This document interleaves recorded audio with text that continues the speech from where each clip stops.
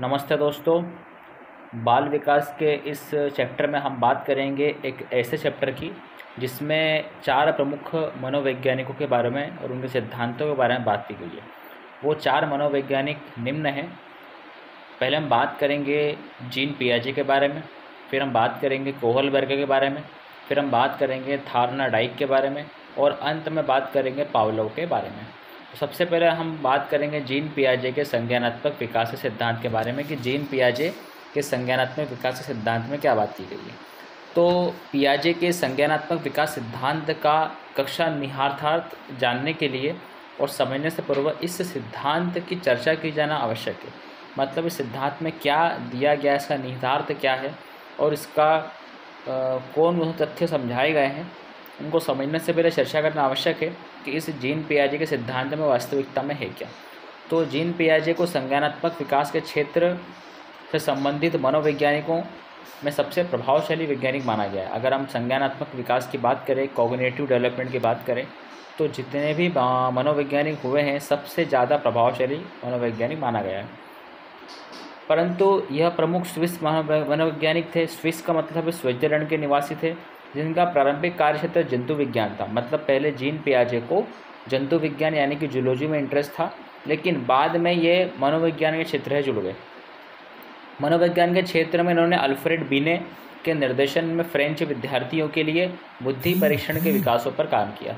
मतलब इन्होंने फ्रेंच विद्यार्थियों के लिए साइमन बिने जो थे, अल्फ्रेड बिने, इन्होंने सिद्धांत हमने देखा था बिने का सिद्धांत, उन्होंने फ्रेंच विद्यार्थियों के लिए अलग अलग बुद्धि परीक्षणों पर कार्य किया। इसी समय इन्होंने बौद्धिक समस्याओं पर विद्यार्थियों द्वारा की गई गलत प्रतिक्रियाओं से अधिक विचलित हुए। मतलब जो विद्यार्थियों द्वारा प्रतिक्रिया गलत दी जाती थी उससे अधिक विचलित भी हुए, डेविएट भी हुए। इस कारण बच्चों के ज्ञान प्राप्त करने की प्रक्रिया का अध्ययन करना इन्होंने प्रारंभ कर दिया कि बच्चों से इतनी गलतियाँ क्यों हो रही है, गलत प्रतिक्रिया, गलत इंटरेक्शन, गलत रिएक्शन क्यों दे रहे हैं। उसको ख़त्म करने के लिए इन्होंने क्या करा, संज्ञानात्मक विकास की ओर ध्यान दिया। मतलब बच्चों की जो गलतियाँ थी उसके प्रति संज्ञान लिया। इन्होंने अपने बच्चों की मानसिक विकास प्रक्रिया का अवलोकन किया एवं अध्ययनों के आधार पर संज्ञानात्मक विकास सिद्धांत का प्रतिपादन किया। अगर आपसे पूछते हैं कि सर्वप्रथम संज्ञानात्मक विकास प्रतिपादन किसने किया, तो वो थे जीन पियाजे।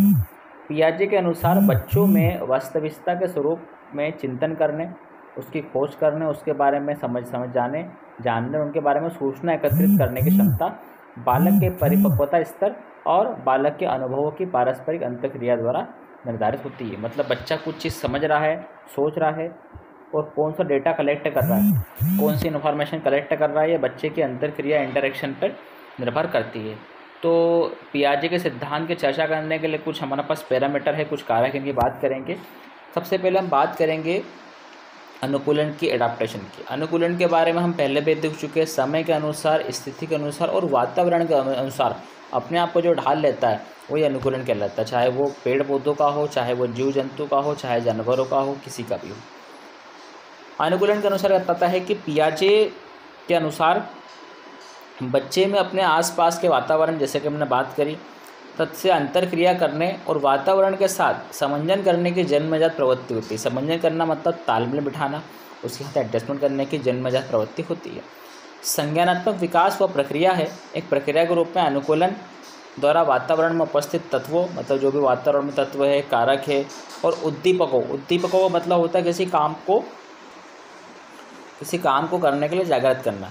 तो वातावरण में जो भी तत्व, कारक और उद्दीपकों के प्रति स्पष्ट समझ विकसित करने की से संबंधित है। मतलब अपने आप में जो अनुकूलन एक प्रक्रिया है, जो निम्न माध्यम से होता है। मतलब अनुकूलन निम्न माध्यम से कर सकते हैं। पहला है कि आत्मसात्करण, उसको बोलते हैं एसिमिलेशन। तो बच्चों में पहले से विद्यमान स्कीमा या मानसिक अथवा बौद्धिक संरचना, स्कीमा की अगर बात करें तो स्कीमा क्या होता है, तो स्कीमा जानने व समझने में शामिल मानसिक और शारीरिक क्रियाओं दोनों का वर्णन है। मतलब जो मानसिक क्रिया समझने में हमारे इम्पॉर्टेंट होती है और जो शारीरिक क्रिया है, दोनों का वर्णन होता है स्कीमा। अगर बोल सकते हैं कि स्कीमा क्या है, शारीरिक और मानसिक क्रियाओं का दोनों का वर्णन है। तो स्कीमा ज्ञान की श्रेणियां हैं, स्ट्रेटेगरी है, जो संसार के समझ और व्याख्या में हमारी सहायता करते हैं कि हमें किस चीज़ की समझ कितनी जल्दी प्राप्त हो जाए। स्कीमा है तात्पर्य एक ऐसी मानसिक संरचना से लिया जाता है जिसका सामान्यीकरण किया जा सके जैसे बच्चों के अनुभवों में विस्तार होता जाता है, वे धीरे धीरे एक्सपीरियंस बढ़ता जाता है, वैसे वैसे नवीन अनुभव के जानकारी के आधार पर पूर्ववर्ती स्कीमा में संशोधन, पूर्व हमारी जो सोच है उसी को हम स्कीमा कहते हैं, में संशोधन करके जोड़ना या परिवर्तन या नए स्कीमा की प्रक्रिया होती रहती है। तो स्कीमा वही है कि हमारे पास जो जानकारी है और हमें जानकारी जानने में जो समझ मिलती जाती है, समय के अनुसार हमें जो परिवर्तन आता जाता है वही हमारी स्कीमा होती है। और हमारे पूर्व के अनुभव जो प्राप्त किए गए उनमें अगर परिवर्तन करते हैं तो हम स्कीमा में परिवर्तन कर रहे हैं। तो आत्मसातकरण क्या है कि बच्चों में विद्यमान पहले से स्कीमा या मानसिक या बौद्धिक संरचना में नई सूचनाएं जानकारी जोड़ लेने या व्यवस्थित करने की प्रक्रिया को आत्मसातकरण कहते हैं। कहने का तात्पर्य यह है कि हमारे पास जो पूर्व ज्ञान है, अगर वो उसमें नई चीज़ एड ऑन कर रहे हैं तो नई कैटेगरी नई जानकारी को हम इंक्लूड कर रहे हैं, अर्थात हम पुराने स्कीमा में संशोधन करके उसमें नया स्कीमा बना रहे हैं। तो ये प्रक्रिया जो होती है उससे आत्मसातकरण कहते हैं कि हमारे पास जो जानकारी तथ्य वगैरह आंकड़े जो है उसमें संशोधन कर रहे हैं और नई तरीके से जोड़कर तैयार कर रहे हैं, तो इसे हम कहते हैं आत्मसातकरण। इसका मतलब होता है एसिमिलेशन। अब इस प्रक्रिया में बच्चा अपनी ज्ञात या विद्यमान स्कीमा में नवीन अनुभवों को आसानी से समावेश कर लेता है, जो नवीन अनुभव होते हैं उनको जोड़ लेता है, समावेशित कर लेता है। यह प्रक्रिया काफ़ी समय तक व्यक्तिनिष्ठ होती है, धीरे धीरे चलती रहती है, क्योंकि इसमें बच्चा नवीन अनुभव एवं जानकारी को अपने पूर्व विद्यमान विश्वासों के साथ थोड़ा बहुत अनुभव एवं जानकारी को अपने पूर्व विद्यमान विश्वास से जोड़ा बहुत परिवर्तन का संशोधन और उपयुक्त बनाता है। मतलब उसके पास जो जानकारी है उसको तो वो उपयोग कर ही रहा है, लेकिन उसको और कितने बेहतर तरीके से कितने कम समय में कर सकता है सॉल्व, वो अपने पुराने अनुभवों में को उपयोग करके संशोधन करके वो नए अनुभवों को नए स्कीमा में जोड़ लेता है। इस प्रकार स्कीमा को फिर से बता रहता है कि स्कीमा क्या है, हमारे द्वारा पूर्व में ज्ञात की गई जानकारी में संशोधन करके हम नई जानकारी को कलेक्ट करते हैं या उसे नया रूप देते हैं, तो वो कहलाता है स्कीमा। तो इस प्रकार की प्रक्रिया को हम कहते हैं आत्मसातकरण, एसिमिलेशन। अब हम बात करें तो इसमें जो है बच्चा कुत्ते का प्रत्यय जानता है, कुत्ता क्या होता है, कैसा व्यवहार करता है, सारी बातें जानता है कि जानवरों कैटेगरी में आता है। तो उस समय एक विशेष विशेषता से युक्त जीव को कुत्ता समझता है, किंतु कभी उसके सामने अलग अलग विशेषता के कुत्ते जिनकी विशेषता, इनकी कैरेक्टरिस्टिक, जिनकी प्रॉपर्टीज़ अलग अलग है, उसके सामने आ जाए तो वो कुत्ते के ज्ञात प्रत्यय जो ध्यान है कुत्ते की स्पेशलिटी के बारे में, ज्ञात प्रत्यय में आवश्यक परिवर्तन और संशोधन कर अपनी स्कीमा में सुधार कर सकता है। तो आप समझ लोगे स्कीमा क्या है, हमारे पास जो ज्ञान है उसमें संशोधन कर दे और नई चीज़ों को ऐड करके हम नई चीज़ अगर व्यवस्थित रूप से प्रस्तुत कर दे तो वो हमारा स्कीमा कहलाता है। तो ये होता है आत्मसातकरण। दूसरा हम बात करेंगे समायोजन, एकोमोडेशन, जिसको एडजस्टमेंट भी बोलते हैं हम। समायोजन होता है तालमेल बिठाना।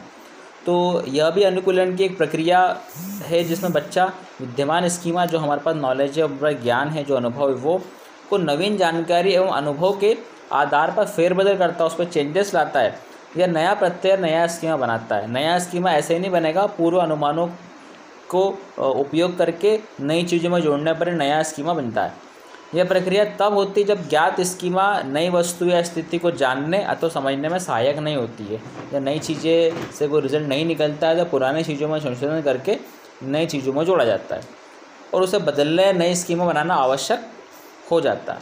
अब समायोजन की बात करें तो समायोजन में नवीन ज्ञान, नया ज्ञान एवं अनुभव की दृष्टि से पूर्ववर्ती स्कीमा में सुधार करने, विस्तार करने या परिवर्तन करने की प्रक्रिया निहित रहती है। हम समझे, उसे चेंजेस करें, सुधार करें, उसका विस्तार करें, फैलाए या परिवर्तन करने की प्रक्रिया शामिल होती है, निहित होती है। इस प्रक्रिया के द्वारा नए स्कीमा का भी विकास होता है। जैसे बच्चा कुत्ते की स्कीमा से परिचित है, उसकी कैरेक्टरिस्टिक्स क्या है, और उसके समान मेमने का बच्चा देखने पर उसे कुत्ता न समझकर उसकी विशेषताओं पर ध्यान देते हुए पूर्ववर्ती स्कीमा या प्रत्यय से भिन्न उसका नया प्रत्यय, नया स्कीमा विकसित करना होगा। मतलब वो पहले कुत्ते के स्कीमा से परिचित है, और उसके सामने अगर मेमना आ जाएगा तो वो मेमना के स्कीमा से परिचित हो जाएगा। मतलब जैसे जैसे परिस्थितियाँ बढ़ती जाती है, जो चीज़ें नई नई जुड़ती जाती है, व्यक्ति या बच्चे के जीवन में नए नए स्कीमा जुड़ते चले जाते हैं और पुराने स्कीमा में संशोधन, परिवर्तन, फेरबदल करते चला जाता है। अब हम बात करेंगे साम्य धारणा, संतुलन, इक्विलिब्रियम। तो हमने आत्मसातकरण और अनुकूलन के बारे में पढ़ा। तो आत्मसातकरण और समायोजन की बात करें तो ये अनुकूलन के अंतर्गत ही आते हैं। तो हम बात करें आत्मसातकरण और समायोजन के बीच का तंत्र जो होता है वही होता है साम्य साधारण, इसको बोलते हैं हम इक्विलिब्रेशन। अब पियाजे का मानना था कि बच्चे आत्मसात्करण मतलब एसिमिलेशन, पुराने स्कीमा में नई चीज़ें जोड़ते हैं, इसका मतलब आत्मसात्करण करते हैं, और समायोजन के बीच मतलब एडजस्टमेंट, तालमेल के बीच संतुलन करने का प्रयास करते हैं, जिससे दोनों में संतुलन बना रहे, जिसे एक तंत्र के द्वारा प्राप्त किया जाता है। उसे पियाजे साम्याधिकरण कहते हैं। इसका मतलब समझ जाए कि आत्मसात्करण, एसिमिलेशन और एकोमोडेशन, समायोजन के बीच की जो कंडीशन होती, तंत्र होती, सिस्टम होता है, उसे हम बोलते हैं साम्य धारण या संतुलन, इक्विलिब्रेशन। बच्चे के सामने जब किसी अज्ञात अनुभव समस्या के रूप में आते हैं जिसके बारे में वो जानता नहीं है, तब एक तरह का संज्ञानात्मक असंतुलन उत्पन्न हो जाता है, जिसको दूर करने और संतुलन लाने हेतु आत्मसात्करण या समायोजन दोनों प्रक्रिया करना प्रारंभ होता है। मतलब कोई अज्ञात अनुभव है जिससे पहले कभी सामना नहीं हुआ है, अगर वो आ जाती है तो उसमें हम क्या करते हैं कि आत्मसात्करण और समायोजन के द्वारा ही उसे हल किया जा सकता है। तो साम्याधारण बच्चे कैसे विचारों कि एक अवस्था से दूसरी अवस्था में जा सकते हैं, उसकी व्याख्या कर सहायता कर सकते हैं। तो इस प्रकार हमने बात करी आत्मसात्करण, एसिमिलेशन की, समायोजन, एकोमोडेशन की, और साम्याधारण मतलब इक्विलिब्रेशन की। अब हम बात करेंगे संरक्षण मतलब कंजर्वेशन की। तो पियाजे के सिद्धांत में यह महत्वपूर्ण संप्रत्यय है। संरक्षण से तात्पर्य वातावरण में परिवर्तन और स्थिरता दोनों को पहचानने और समझने की क्षमता, मतलब वातावरण में क्या क्या चेंजेस हो रहे हैं उसको पहचानना है, उसमें स्थिरता लाना है, उसकी क्षमता को डेवलप करना है, या किसी वस्तु के रूप और अंग में परिवर्तन को उस वस्तु के तत्व में परिवर्तन से अलग करने की क्षमता से होता है। मतलब कंजर्वेशन कुल मिलाकर उसको डैमेज होने से बचाना।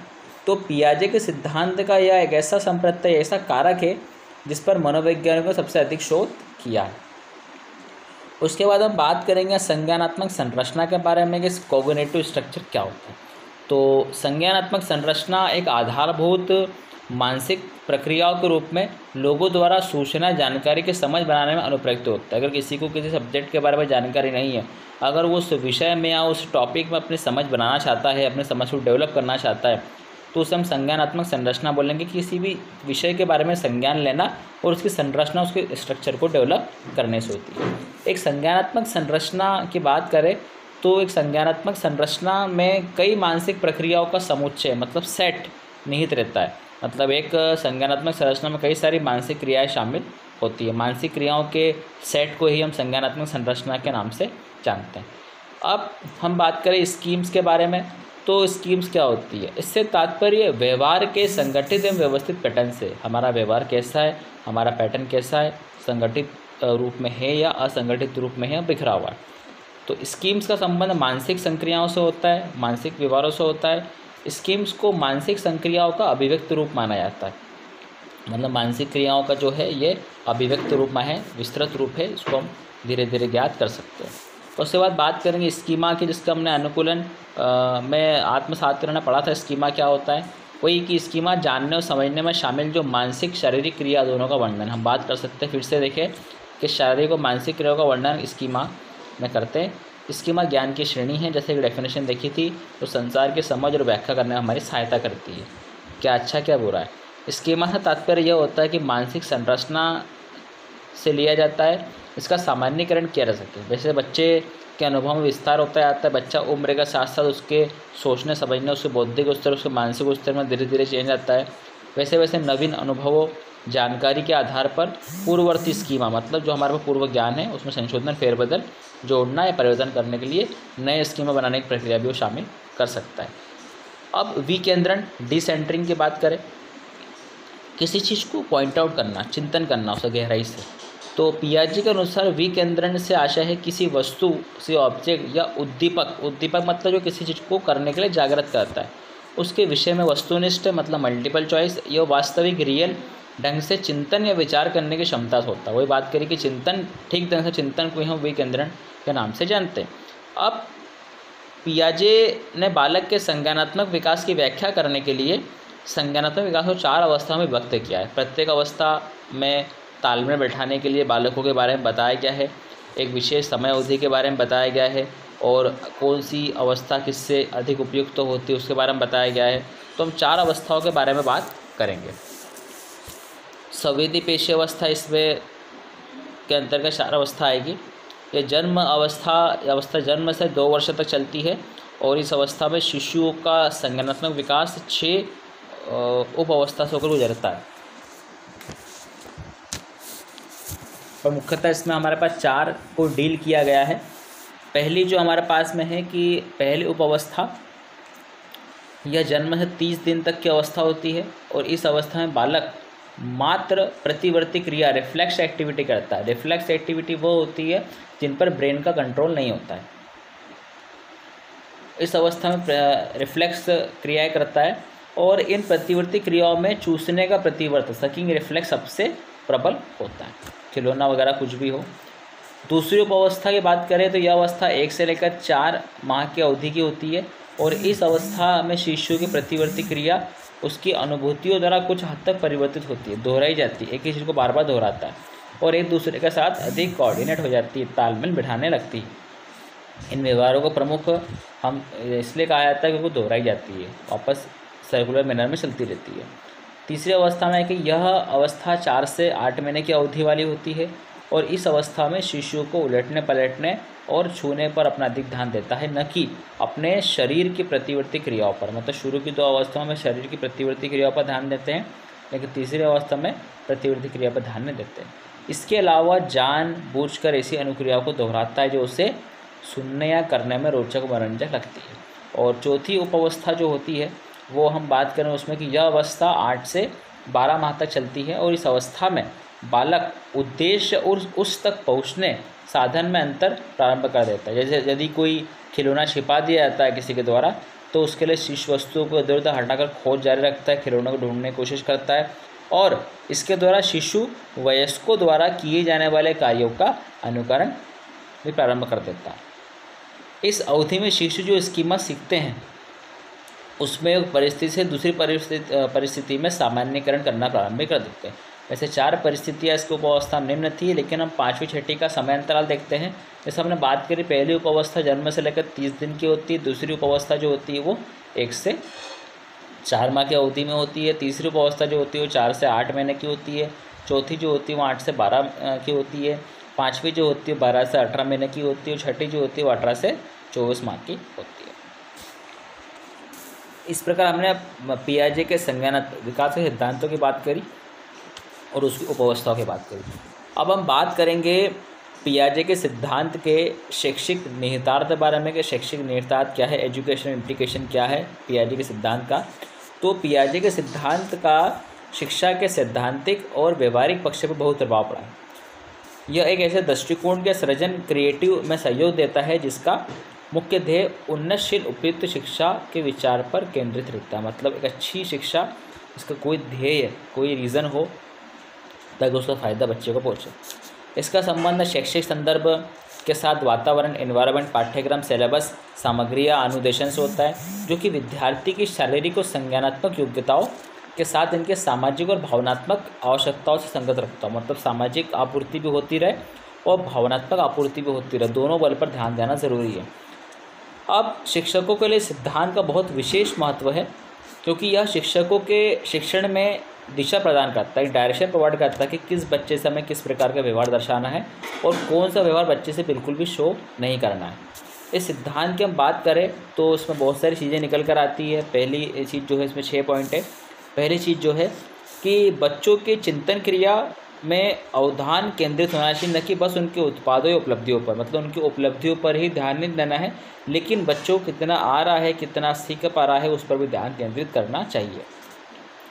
बच्चों द्वारा किसी प्रश्न या समस्या पर दी गई प्रतिक्रिया या उत्तर की सत्यता जांच करने के अतिरिक्त शिक्षकों को बच्चों द्वारा समस्या प्रश्न के उत्तर प्राप्त करने में प्रयोग में लाई गई प्रक्रिया को समझना चाहिए। मतलब सिर्फ हमको आंसर ही जांच नहीं करना है, लेकिन बच्चे को किस प्रकार से परेशानी आ रही है, बच्चा किस प्रकार से अपनी समस्या को सुलझाने का प्रयास कर रहा है, उन्हें प्रयासों को भी सराहना करनी चाहिए और उन प्रयासों में बच्चों की सहायता भी करनी चाहिए कि कौन सी प्रक्रिया के थ्रू ये इसी चीज़ को हल करने का सोच रहे, क्या वो तरीका सही है, बच्चा गलत डायरेक्शन में मेहनत तो नहीं कर रहा है, बच्चे की दिशा सही है, आदि चीज़ों का हमको ज्ञान होना ज़रूरी है।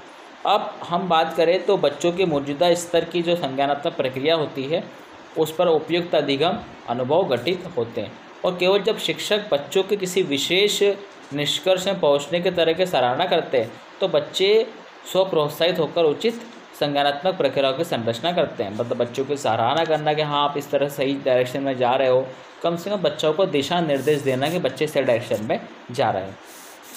अब उसके बाद है अधिगम की क्रिया जो होती है। अधिगम क्रियाओं में बच्चों की स्वपहल, स्वयं की पहल और सक्रिय सहभागिता, बच्चों की जो पार्टिसिपेशन की जो प्रोसेस होती है उसमें निर्णायक भूमिका की मान्यता देनी चाहिए।